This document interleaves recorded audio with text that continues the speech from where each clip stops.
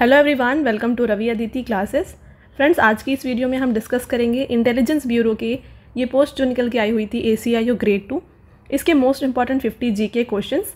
तो देखिए, हाल ही में इसका एग्ज़ाम डेट भी अनाउंस हो गया है, तो हम यहाँ पे टॉप 50 इसका सेट 6 हम इसको यहाँ पे कवर करने वाले हैं। इसके सेट 1 to 5 ऑलरेडी चैनल में अपलोडेड हैं। अगर आपने अभी तक देखा नहीं है तो उनको भी जाके ज़रूर देखें। तो चलिए वीडियो को स्टार्ट करते हैं आपके पहले क्वेश्चन से। तो फ्रेंड्स, मैंने यहाँ पे सारे क्वेश्चन सेलेक्टेड और मोस्ट इंपॉर्टेंट लिए हैं। अगर आप इस एग्ज़ाम की तैयारी कर रहे हैं, ये वीडियो आपके लिए काफ़ी बेनिफिशियल होने वाली है। आपका पहला क्वेश्चन है, which dance form was Mrinalini Sarabhai related to. देखिए, मृणालिनी साराभाई इनमें से किस नृत्य शैली से संबंधित थी? तो करेक्ट आंसर हो जाएगा भरतनाट्यम और कथकली से ये संबंधित थी। ऑप्शन नंबर डी इसका करेक्ट आंसर है। तो आप ये पिक्चर देख रहे हैं, ये है मृणालिनी साराभाई। तो इनके अलावा काफ़ी सारे भरतनाट्यम एक्सपोनेंट्स हैं, हम उनको भी डिस्कस कर लेते हैं। देखिए, रुक्मणी देवी, पद्मा सुब्रमण्यम, अरलम वैली, यामिनी कृष्णमूर्ति और मल्लिका साराभाई, तो ये सारे हैं एक्सपोनेंट्स ऑफ भरतनाट्यम। आगे बढ़ेंगे और आपका नेक्स्ट क्वेश्चन है यहाँ पे, what is the SI unit of force.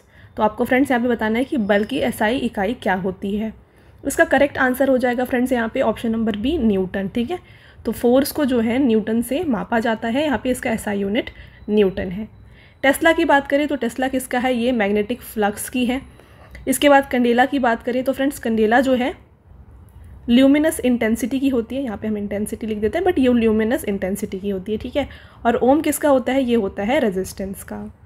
आगे कुछ और SI यूनिट्स हम यहाँ पे डिस्कस करते हैं जो आपके एग्जाम पॉइंट ऑफ व्यू से इंपॉर्टेंट है। देखिए, फ्रिक्वेंसी की बात करें तो इसकी SI यूनिट हर्ट्ज है।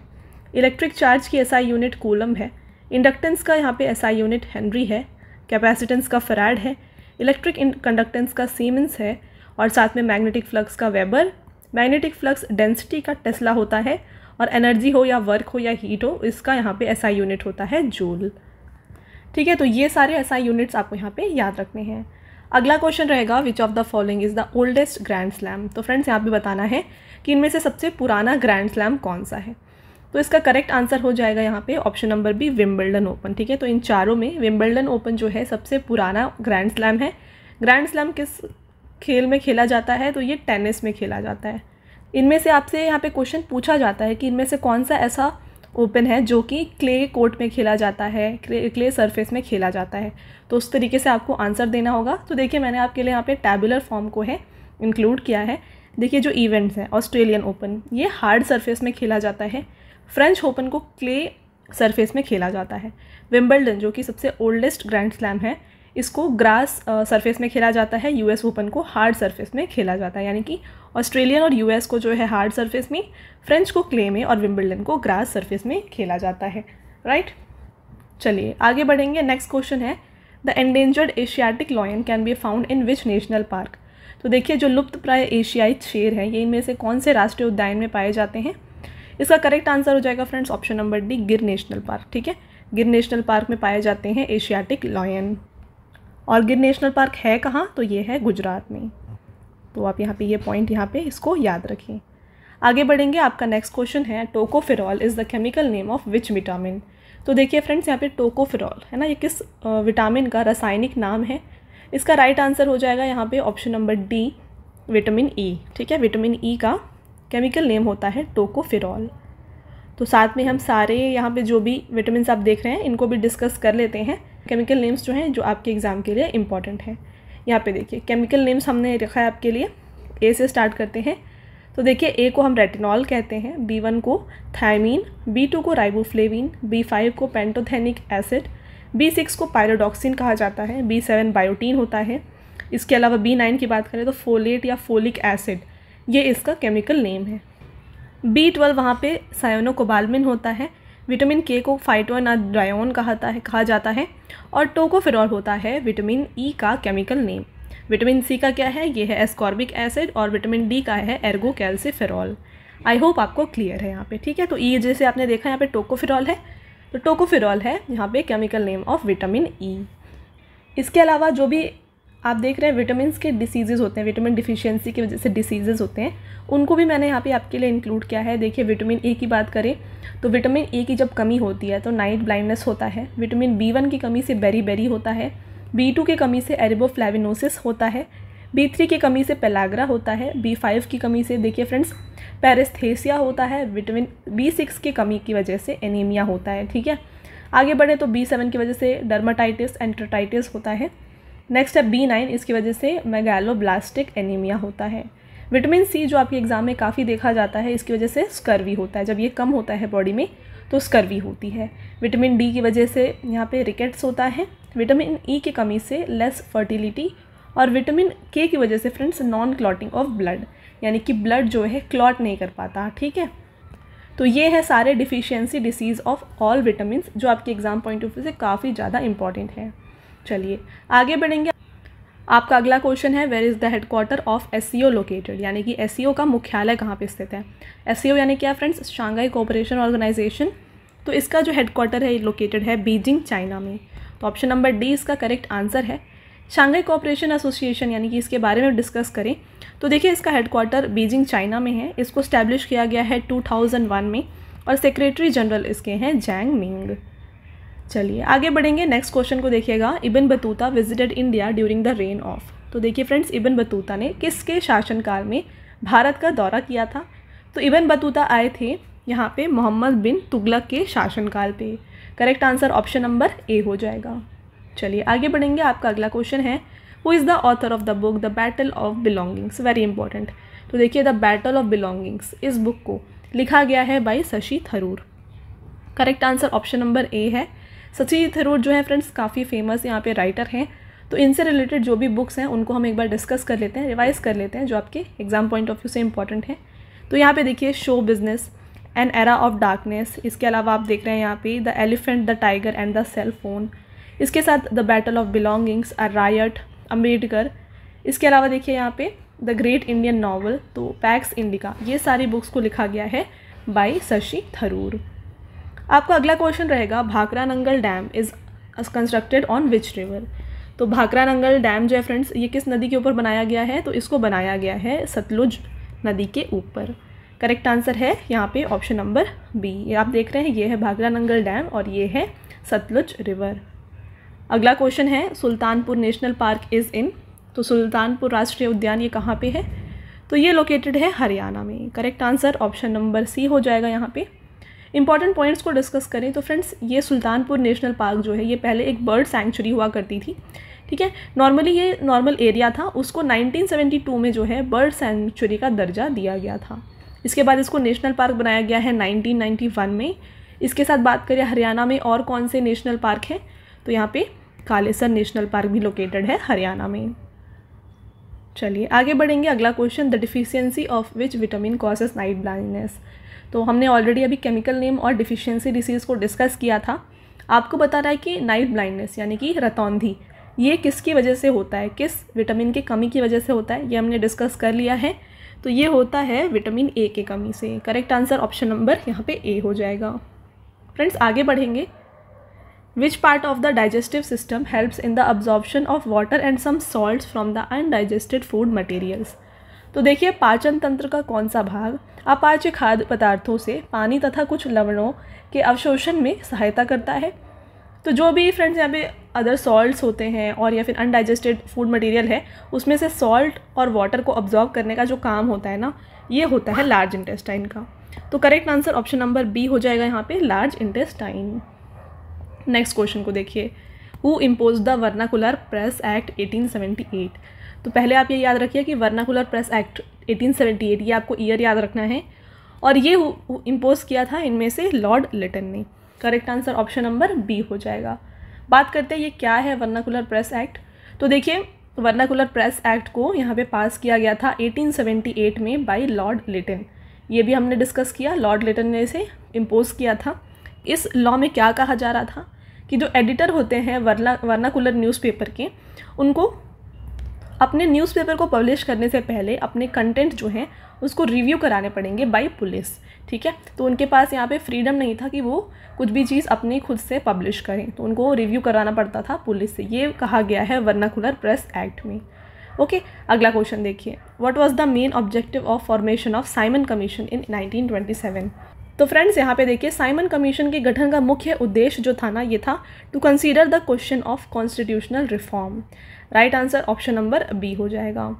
देखिए, the Indian statutory commission also known as Simon commission was a group of 7 member of parliament under the chairmanship of sir John Simon. ठीक, तो ये 7 MPs का एक ग्रुप होता था under chairmanship of sir John Simon. अगला question, who among the following is a famous tabla player. तो इनमें से आपको बताना है फेमस तबला प्लेयर कौन है। तो करेक्ट आंसर यहाँ पे हो जाएगा ऑप्शन नंबर सी, अल्लाह रखा खान। ठीक है, ऑप्शन नंबर सी। इसके अलावा फेमस तबला प्लेयर्स के बारे में डिस्कस कर लेते हैं। देखिए, जाकिर हुसैन, त्रिलोक गुर्तु, तालवीन सिंह, आनंदो चैटर्जी, रिम्पा शिवा, तन्मोय बोस, स्वपन चौधरी, विक्रम घोष, पंडित शंकर घोष, उस्ताद अल्लाह रखा खान। तो ये है फेमस एक्सपोनेंट्स तबला से। आगे बढ़ेंगे, आपका अगला क्वेश्चन है, the second Buddhist council was held during the rain of. तो द्वितीय बौद्ध संगीति जो था ये किसके शासनकाल के दौरान आयोजित किया गया था। तो ये करेक्ट आंसर हो जाएगा ऑप्शन नंबर डी, कालाशोक। तो यहाँ पे डिस्कस करते हैं चारों बुद्धिस्ट काउंसिल के बारे में। तो फ्रेंड्स देखिए, पहला बुद्धिस्ट काउंसिल जो है ये हुआ था अजातशत्रु के शासनकाल में। कहाँ पे हुआ था? राजगृह में हुआ था। सेकेंड हुआ था कालाशोक के टाइम पे वैशाली में। तीसरा हुआ था बुद्धिस्ट काउंसिल अशोका के टाइम पे पाटलिपुत्र में। चौथा हुआ था कनिष्का के रूल में, कहाँ पे? कुंडलवाना कश्मीर में। तो आपको ये चारों जो बुद्धिस्ट काउंसिल्स हैं इनके पैट्रॉन और वेन्यू को याद रखना है। आपका अगला question, who was the first Indian to win Nobel prize. तो पहले भारतीय जिन्होंने नोबेल पुरस्कार जीता था वो कौन थे? इसका राइट आंसर है फ्रेंड्स ऑप्शन नंबर ए, रविंद्रनाथ टैगोर। तो पहले भारतीय जिन्होंने नोबेल पुरस्कार जीता था वो थे रविंद्रनाथ टैगोर। आगे बढ़ेंगे, इंपॉर्टेंट पॉइंट्स देखिए, उनको किस फील्ड में दिया गया था, किस चीज़ के लिए इन्हें नोबेल प्राइज़ दिया गया था।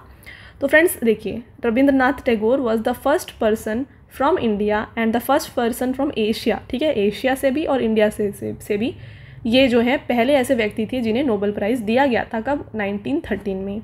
The Nobel prize in literature was granted to him in honour of his work Gitanjali. तो इनको नोबेल प्राइज़ दिया गया था लिटरेचर के फील्ड में, इनके वर्क गीतांजलि के लिए। ठीक है, आगे बढ़ेंगे। अगला क्वेश्चन है, अ जज of supreme court may resign his office by writing to. तो सर्वोच्च न्यायालय का एक न्यायाधीश जो होगा निम्नलिखित को लिखकर अपना पद त्याग कर सकता है। तो ये किसको अपना रेजिग्नेशन देते हैं? राइट आंसर हो जाएगा ऑप्शन नंबर ए, प्रेसिडेंट। ठीक है, प्रेसिडेंट को ये अपना रेजिग्नेशन देते हैं। आपका अगला question, choose the correct option with respect to Poona pact. तो फ्रेंड्स पूना पैक्ट के बारे में आपको बताना है इनमें से कौन सा ऑप्शन सही है। तो देखिए, आपको ईयर बताना है और साथ में इसको किसके बीच में साइन किया गया ये बताना है। ठीक है फ्रेंड्स, यहाँ पे 1932 में हुआ था पूना पैक्ट, आपको ये पता होना चाहिए। इसके साथ ये किसके बीच में साइन हुआ है ये आपको बताना है। तो ये साइन किया गया था महात्मा गांधी और BR अम्बेडकर के बीच में। तो करेक्ट आंसर इसका हो जाएगा ऑप्शन नंबर डी। चलिए आगे बढ़ेंगे, आपका नेक्स्ट क्वेश्चन रहेगा, what is the highest peak of Pir Panjal range. तो पीर पंजल श्रेणी जो है उसकी सबसे ऊंची चोटी कौन सी है? करेक्ट आंसर है फ्रेंड्स इसका ऑप्शन नंबर सी, इंद्रसन। ठीक है, इंद्रसन जो है हाईएस्ट पीक है पीर पंजल की। आगे बढ़ते हैं फ्रेंड्स, मैं आपको आगे जाने से पहले एक इंपॉर्टेंट पॉइंट आपको बताना चाहती हूँ। देखिए, हमारी जो पेड PDF की वेबसाइट है ये लॉन्च हो गई है। ये है www.ravibookspdf.com। यहाँ पे आपको रवि सर की GK और करंट अफेयर्स की PDF इंग्लिश मीडियम में मिल जाएगी और हिंदी मीडियम में भी मिल जाएगी। ठीक है, तो अगर आप चाहते हैं तो इस वेबसाइट से जाके उसको बाय कर सकते हैं। तो आपको यहाँ पे पॉलिटी, ज्योग्राफी, हर एक जो स्टैटिक GK का टॉपिक है उससे रिलेटेड PDF भी मिल जाएगी। तो अगर चाहें तो इस वेबसाइट से जाके उसको बाय कर सकते हैं। टॉपिक पे वापस आते हैं, which of the following article of Indian constitution mentions the right to work under directive principle of state policy. तो भारतीय संविधान के निम्नलिखित में से किस अनुच्छेद में राज्य के नीति निर्देशक सिद्धांतों के तहत काम के अधिकार का उल्लेख है? तो इसका राइट आंसर है फ्रेंड्स आर्टिकल 14। ठीक है, आर्टिकल 14 में बात किया गया है राइट टू वर्क के बारे में। Next question, which among the following is called quick silver. तो इनमें से क्विक सिल्वर किसको कहा जाता है? क्विक सिल्वर कहा जाता है इनमें से मर्क्यूरी को। ऑप्शन नंबर 20 का राइट आंसर है। फ्रेंड्स अगला क्वेश्चन रहेगा, bank rate is decided by which of the following agency. तो बैंक दर जो है ये इनमें से कौन सी एजेंसी तय करती है? करेक्ट आंसर हो जाएगा option number B, reserve bank of India. ठीक है, रिजर्व बैंक ऑफ इंडिया यानी कि RBI है ना, ये डिसाइड करती है बैंक रेट को। नेक्स्ट क्वेश्चन को देखिएगा, in India MS Swaminathan is also known as father of. तो फ्रेंड्स MS स्वामीनाथन को और किस नाम से जाना जाता है? फादर ऑफ ग्रीन रेवोल्यूशन के नाम से इनको जाना जाता है। तो option number D correct answer है। अगला question, in which year did Warren Hasting become the first governor general in India of Bengal. ठीक है, तो देखिए वॉरेन हेस्टिंग किस वर्ष भारत में बंगाल के पहले गवर्नर जनरल बने थे? तो करेक्ट आंसर इसका हो जाएगा ऑप्शन नंबर डी 1773। आगे बढ़ते हैं, अगले क्वेश्चन को देखिए। Brihadeshwara temple was built by whom? तो बृहदेश्वर मंदिर का निर्माण किसने करवाया है? राइट आंसर हो जाएगा ऑप्शन नंबर सी, राजा राजा चोला 1। तो इन्होंने जो है बृहदेश्वर टेम्पल को बनवाया है। तो देखिए ये है बृहदेश्वर टेम्पल। आगे बढ़ेंगे, what is the एब्रेविएशन UNFCCC stand for? तो UNFCCC का फुल फॉर्म बताना है फ्रेंड्स आपको।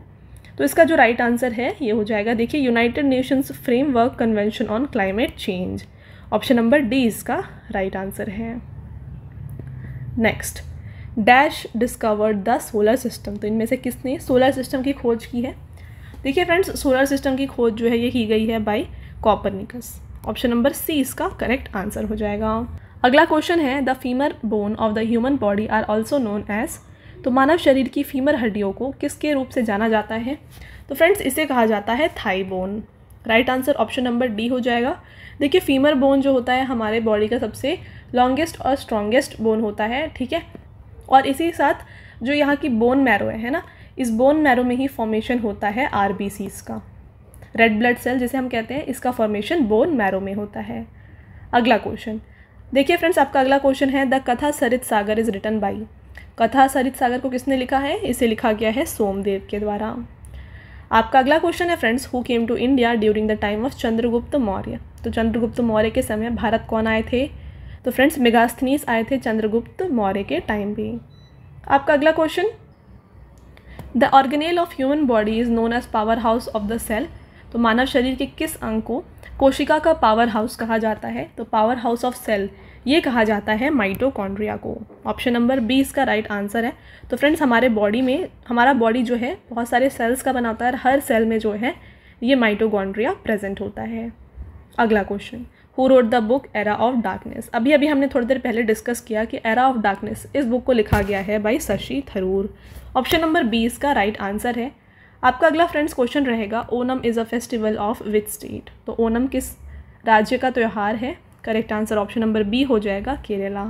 इसके साथ फ्रेंड्स ओनम के अलावा जो है यहाँ पे विशु त्यौहार भी मनाया जाता है, तो आप इसको भी यहाँ पे याद रखें। इसके साथ एक और है जो कि है अटुक्कल पोंगल, ठीक है, ये भी यहाँ पे मनाया जाता है। Next, what is the SI unit of energy? तो एनर्जी का SI यूनिट क्या होता है? ऑप्शन नंबर डी इसका राइट आंसर हो जाएगा, जूल, ठीक है, एनर्जी को जूल से नापा जाता है। Next, when is world cancer day celebrated every year? तो हर साल विश्व कैंसर दिवस कब मनाया जाता है? इसको मनाया जाता है फ्रेंड्स, राइट आंसर हो जाएगा ऑप्शन नंबर सी, February 4 को। इसके साथ February 2 को क्या बनाया जाता है? यहाँ पे बनाया जाता है वर्ल्ड वेटलैंड डे, ठीक है, वर्ल्ड वेटलैंड्स डे जो है ये मनाया जाता है February 2 को। Next question, Bharatanatyam is a classical dance form of? तो भरतनाट्यम इनमें से कहाँ का शास्त्रीय नृत्य है? Correct answer option number D है। तो देखिए सारे यहाँ पे क्लासिकल डांस जो है यहाँ पे मैंने इंक्लूड कर दिया है। भरतनाट्यम तमिलनाडु का है, कथकली केरला का है, कुचिपुड़ी का कहाँ का है? ये आंध्र प्रदेश का है, उड़ीसी उड़ीसा का है, केरला का है क्लासिकल डांस मोहिनीअट्टम, कथक है उत्तर प्रदेश का, सत्रिया असम का है, और मणिपुरी डांस क्लासिकल डांस है मणिपुर का। आई होप आपको क्लियर है। Next question, fundamental duties is mentioned in which of the following articles? तो फ्रेंड्स फंडामेंटल ड्यूटीज़ जो है ना, इसके बारे में दिया गया है अंडर आर्टिकल 51A। तो ऑप्शन नंबर सी इसका राइट आंसर है। हमने सारे फंडामेंटल ड्यूटीज़ को पिछले वाले सेट में कवर किया हुआ है, तो अभी तक अगर आपने देखा नहीं है सेट 5 को तो उसको जाके ज़रूर देख लें। अगला question, ASEAN is headquartered at? तो एशियन का हेडक्वार्टर कहाँ पे है? इसका हेडक्वार्टर है जकार्ता में। Correct answer option number C हो जाएगा। Next, Kolleru lake is situated in? तो कोलेरू झील कहाँ पे स्थित है? तो ये है आंध्र प्रदेश में। आपका अगला क्वेश्चन रहेगा, देखिए सेंसस से ये क्वेश्चन है, which state of India has lowest literacy rate? तो भारत के किस राज्य में साक्षरता दर सबसे कम है? तो ये 2011 का जो सेंसस है उसके हिसाब से ये रिपोर्ट आपको बतानी है। तो करेक्ट आंसर हो जाएगा ऑप्शन नंबर सी, बिहार। और हाईएस्ट लिटरेसी रेट कहाँ की है? तो ये है केरला की। अगला question, which of the amendment of following Indian constitution was responsible for deleting the right to property from the list of fundamental right? तो देखिए फ्रेंड्स, पहले जो राइट टू प्रॉपर्टी हुआ करती थी ये भी एक फंडामेंटल राइट हुआ करती थी, बट इसको हटा दिया गया है। तो कौन से अमेंडमेंट की वजह से इसे हटाया गया है एज अ फंडामेंटल राइट? ये आपको बताना है। तो इसका जो करेक्ट आंसर है ये हो जाएगा ऑप्शन नंबर बी 44 अमेंडमेंट। ठीक है, 44 अमेंडमेंट से राइट टू प्रॉपर्टी को फंडामेंटल राइट से हटा दिया गया है। आई होप आपको क्लियर है। अगला क्वेश्चन देखिए, international women day is celebrated on. तो अंतर्राष्ट्रीय महिला दिवस कब मनाया जाता है? ये मनाया जाता है मार्च 8 को। राइट आंसर ऑप्शन नंबर ए हो जाएगा। अगला question, when was Asiatic society established. तो एशियाटिक सोसाइटी की स्थापना कब हुई थी? तो इसकी स्थापना फ्रेंड्स करी गई है ऑप्शन नंबर बी 1784 में। किसने इसको फाउंड किया है? इसको फाउंड किया है सर विलियम जोन्स ने। नेक्स्ट क्वेश्चन को देखें, in which state is Rihand dam located. तो रिहान डैम कहाँ पे लोकेटेड है? राइट आंसर हो जाएगा इसका option number B Uttar Pradesh. ठीक है, उत्तर प्रदेश में लोकेटेड है Rihand dam. Next, Tulsidas the author of Ramcharitmanas was related to which rule. तो किसके यहाँ पे बताना है शासनकाल में तुलसीदास थे, है ना, ये आपको बताना है। तो करेक्ट आंसर हो जाएगा ऑप्शन नंबर डी अकबर। ठीक है, अकबर के शासनकाल में तुलसीदास थे। Next question, which one is the smallest among the union territories. तो निम्नलिखित केंद्र शासित प्रदेशों में से कौन सा सबसे छोटा है? तो सबसे छोटा यूनियन टेरिटरी है इनमें से Lakshadweep. Right answer option number D हो जाएगा। आपका अगला क्वेश्चन है यहाँ पे, which of the following book is written by Rajendra Prasad. तो इनमें से ऐसी कौन सी बुक है जिसे राजेंद्र प्रसाद ने लिखी है? तो फ्रेंड्स इन्होंने लिखी थी ये बुक जो कि है India divided. Next, how many colours does sunlight consist of. तो देखिए फ्रेंड्स, सनलाइट में कितने कलर्स होते हैं बताना है आपको। तो देखिए सनलाइट वाइट लाइट है तो इसके अंदर होते हैं टोटल 7 कलर्स जो कि हैं VIBGYOR. Okay, next, who was made the nawab of Bengal following the battle of Plassey. तो प्लासी के युद्ध के बाद बंगाल का नवाब किसे बनाया गया था? राइट आंसर है option number A Mir Jafar को। ठीक है, तो मीर जफर बने थे nawab of Bengal after battle of Plassey. अगला देखिए, और आपका ये लास्ट क्वेश्चन भी है, who is called as the father of civil services in British India. तो ब्रिटिश भारत में सिविल सेवाओं का जनक किसे कहा जाता है? तो ये कहा जाता है इनमें से कॉर्नवालिस को। ये है कॉर्नवालिस। ठीक है, तो ऑप्शन नंबर सी इसका राइट आंसर है। तो फ्रेंड्स ये हो गए आपके टॉप 50 मोस्ट इंपॉर्टेंट क्वेश्चन इस वीडियो में हमने कवर किए। तो फ्रेंड्स अब आता है आपका टेस्ट क्वेश्चन जिसका आंसर आपको हमें कमेंट करके बताना है। पहला क्वेश्चन है, which dance form was Mrinalini Sarabhai related to. ठीक है, तो मृणालिनी साराभाई किस नृत्य शैली से संबंधित थी ये आप हमें कमेंट करके बताएं। अगला क्वेश्चन है आपका, who imposed the vernacular press act 1878। ठीक है, तो वर्नाकुलर प्रेस एक्ट 1878 किसने लागू किया था ये भी आप हमें कमेंट करके ज़रूर बताएं। तो ये दोनों आपके टेस्ट क्वेश्चन हैं। इसके साथ मैंने आपको हमारे पेड PDF की वेबसाइट के बारे में बताया। ये है www.ravibookspdf.com।